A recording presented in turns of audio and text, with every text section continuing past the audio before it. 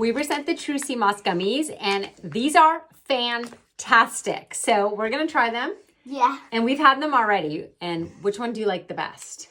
This is the elderberry, and this is the different colored ones. I don't know. I'll say like both because I tried them before.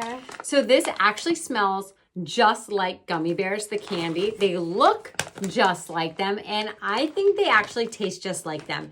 I personally love gummies as the way to take all my vitamins, but usually they don't taste this good. So I'm just super, super surprised by how good they are. Texture-wise, everything. So take a little bite. They're so, so good. Okay, then we have the elderberry ones.